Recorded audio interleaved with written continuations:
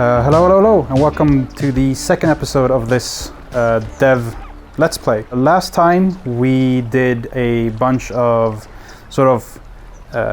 start work for our city. We did our main road, which you can see going through here. We started up an industrial area on one side and then this residential zone on the other. We got electricity and water set up as well.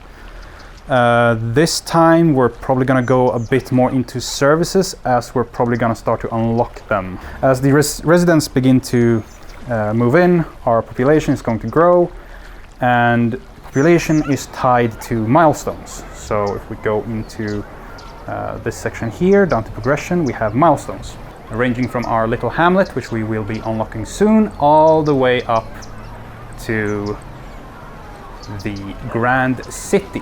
I've already started progressing on the last milestone, but I haven't even unlocked the first, and the reason for that is you don't restart at 0. So I'll get 160 people here, I'll unlock this milestone, and then I don't start from 0 to get another 280, I'll start from 160, continuing up to 280. So each map will have a different goal for the milestones based on the maps, and this has to do with the amount of land mass, the overall complexity of the map. So if your town doesn't have 160 to get the little hamlet's first milestone, don't worry about it. Then that's the number that map should have. I think some of them are up to like a 200 something. A lot of free content update, free new stuff coming out as the game progresses. Added this road here because we're gonna connect this smaller road down here. Then just zone fill these areas. All right, and there we go. That's our first milestone unlocked, the little hamlet. Of course, if I click view here, it'll put me back into the milestone screen, and I can see, the things I've unlocked are first of all, in my economy, I'll be able to take loans and do taxes.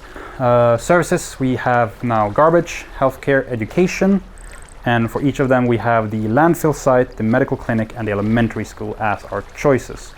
A thing that is good to know is that when it comes to these kinds of services, they don't start acting until you've actually unlocked them. So if I go into the next milestone, you'll see I'll have police station and fire departments. I don't really have to worry about either crime or fire until I actually reach this milestone. If I do things correctly, healthcare shouldn't be a problem. At least not right now. Most of the healthcare stuff that you have to worry about is land pollution, more importantly water pollution, but we have sort of placed things in a way where the water pump is far away from the sewage drain. Pollution is the industrial zones, but of course we have a bit of a buffer between the two. Elementary school is good to start. All the people that move in usually are at the level of uneducated. Elementary school brings them up to educated. However, only kids can go to elementary school. So if you have uneducated adults, they'll stay uneducated.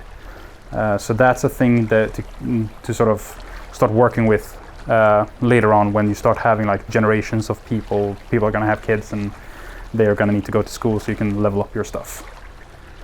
But we're going to focus on landfill first. When you complete a milestone, you get a small loan of, in this case, $20,000.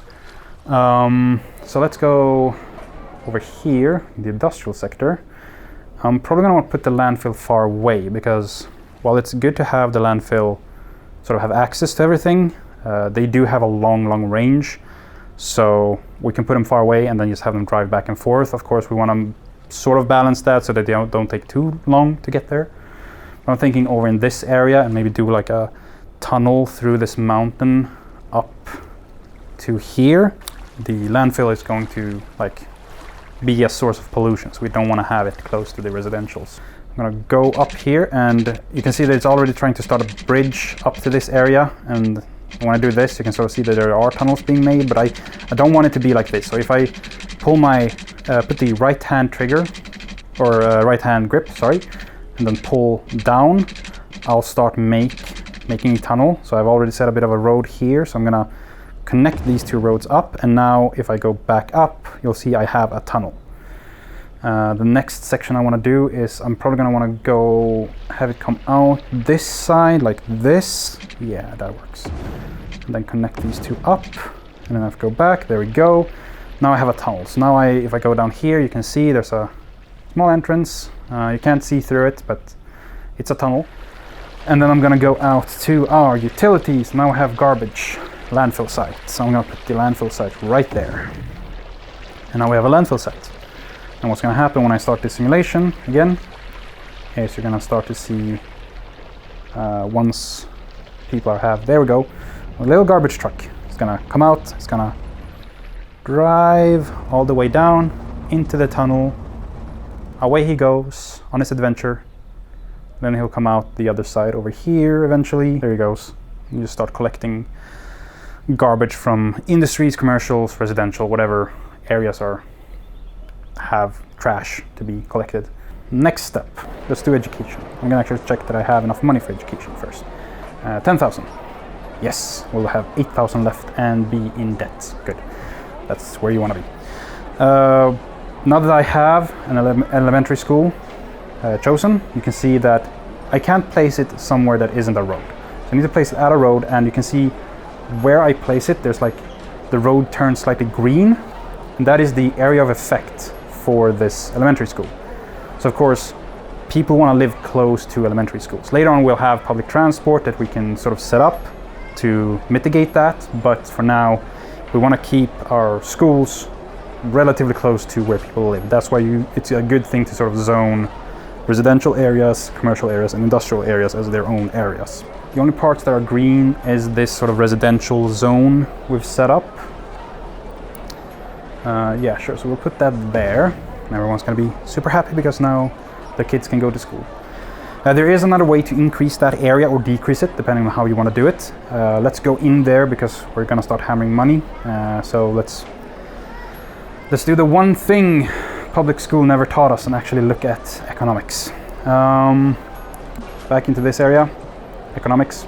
There are 4 options. There is the income and expenses.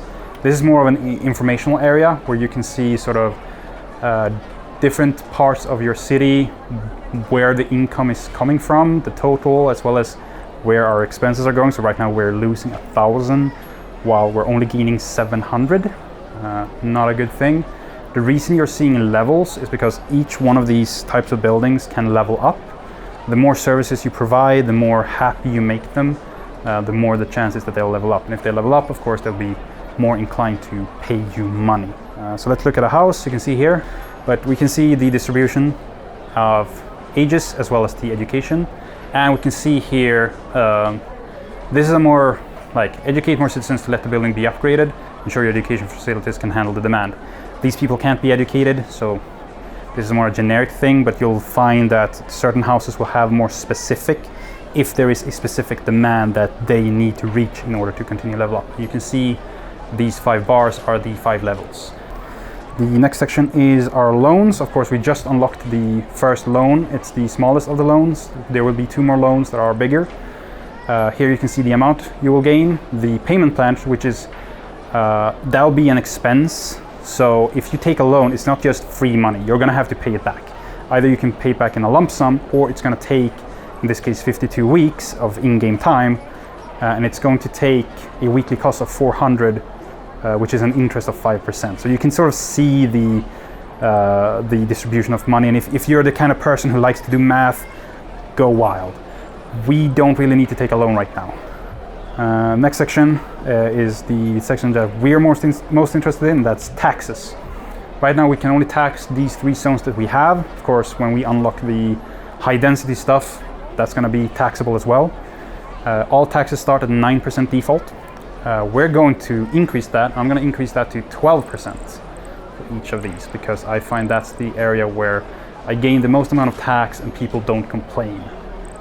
So all these will be 12% instead. Of course, you can build more schools along the way, or you can go into the last section, which is the budget section. You can see here we have a budget for a bunch of stuff. Some of these things we haven't really unlocked yet, but we can still fiddle with the budget. It's not going to do anything. But if I were to increase or decrease the budget for the elementary school, that zone is going to increase and decrease with it. And yeah, from this point on, you know, a lot of the game is this kind of loop. Oh look, there, the houses have water next to them that's going into them. Good, they're already constructing indoor pools. They're that happy. Right now our demand is mostly residential, so we're gonna add more residential zones. I'm thinking in this area here, it's a lot of vacancy. Here, like this, and then keep the road going. I could maximize the space by using a grid system, but that's boring. If you like that, go ahead. I'm gonna do a bunch of curved roads like this, and I'm probably gonna put a little bit of road up like this as well. So this becomes like I could probably make a cul-de-sac here. Just slightly more road like that, so we cover up as much as possible. And we're gonna go back into our residential because that's what we want. Yes, a lot of residential. Oh, look at that. We actually already reached the second milestone. So if we look at that, yes, Worthy Village, 280, 286, so perfect. Second loan, so we unlock the new, slightly higher loan, police department, fire department, and that is the police station and firehouse. So now, crime. I didn't add water over there. That's fine. I've paused. Firehouse and police station. So crime and fire. The two things you definitely want in your city. Let's start by fixing the immediate problem, and that is the water over there, because of course we need to continue our pipe system all the way over here. Power is fine because again they are connected by their power zone, so these houses are going to power these houses. Let's go with, see here, 12,000 and 12,000 for both. We have 23,000, so we can only buy one of them. Pause the game and then fix stuff. This is also a thing we now have, is that we need more workers for our industrial zones, so we're gonna have to look at that. But yeah, fire. Let's add a small road to this. I'm thinking just adding a small area over here. Let's do like that, down like that. So now we have this small section here. I'll de-zone it real quick. Those areas we don't need. And then I'm going to add the fire station first, I think. Let's do a fire station over. And again, you can see this has the same green sort of area of effect. So we want to make sure that when we place it, it covers everything, and it does. Perfect. So let's put that there. So now we have a fire station, and oh, we actually have 12,000. So we could put down the police station as well. We're not going to until I see a crime symbol, because one crime symbol is fine. That needs power. One crime symbol is fine. A criminal spree is not. So let's add a bit of piloning, sure, pylons here. So we power this zone from that zone. And then we're gonna look at this guy, because you wanna kinda nib problems, and you kinda wanna fix problems either as soon as they happen or before they happen. So of course I know crime is going to be a problem, so I'm keeping an eye out, but for now this guy is complaining because they do not have enough workers. We can see here there are 6 uneducated workers. They want 16, so there's 10 jobs available. We do have a lot of demand for residential, so now is the time we put our thoughts back to residential. And I'm going to change my plan because I've set up a road over there. I'm going to set a road over here, and then I'm probably going to pull, let's see here, we'll do a curved road, and I'm going to pull a road through like that. So this is connected, and I'm going to pull a road from here probably up to there. I'm going to do a straight road. So I'm going to pull a road like that. So now we're going to have the road going here, because people can travel.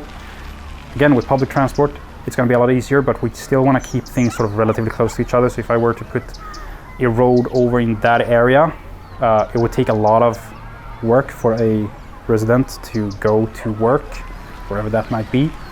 This road will just ensure that they're closer by for now. So let's do this, that, and down this way. So it's pretty much the same thing we did before, only now we're doing it at a different entranceway.